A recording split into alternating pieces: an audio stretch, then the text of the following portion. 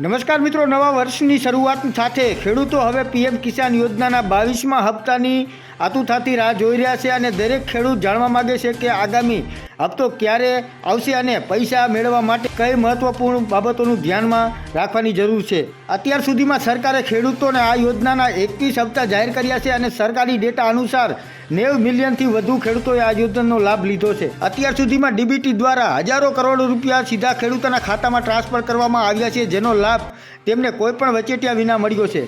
જો તમે ઈચ્છો છો કે 22મો હપ્તો કોઈપણ અવરોધ વિના તમારા ખાતામાં પહોંચે તો ચોક્કસ મહત્વપૂર્ણ કાર્યો સમયસર પૂર્ણ કરવા ખૂબ જ મહત્વપૂર્ણ છે। તમારું બેંક ખાતું આધાર સાથે લિંક થયેલું હોવું જોઈએ અને તમારું ઈ-કેવાયસી પૂર્ણ હોવું જોઈએ।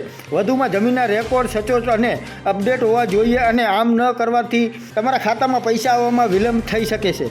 ખેડૂતોને હાલમાં સૌથી મોટો પ્રશ્ન એ છે કે પીએમ કિસાનનો 22મો હપ્તો ક્યારે રિલીઝ થશે। તો તમને જણાવી દઈએ કે જાન્યુઆરીના છેલ્લા અઠવાડિયામાં 2000 રૂપિયાનો હપ્તો ખેડૂતોના ખાતામાં જમા થવાની સંભાવના છે।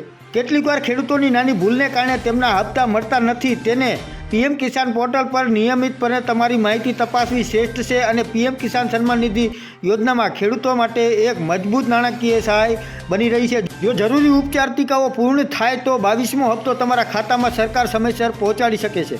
સરકાર દ્વારા હજુ સુધી કોઈ સત્તાવાર તારીખ જાહેર કરવામાં નથી આવી, પરંતુ પાછલા વર્ષોના પેટર્નના આધારે દર 4 મહિને એક હપ્તો રિલીઝ થાય છે। આના આધારે એવું માનવામાં આવી રહ્યું છે કે જાન્યુઆરી-ફેબ્રુઆરી 2026ની આસપાસ ખેડૂતોના ખાતામાં 22મો હપ્તો સરકાર જમા કરી શકે છે।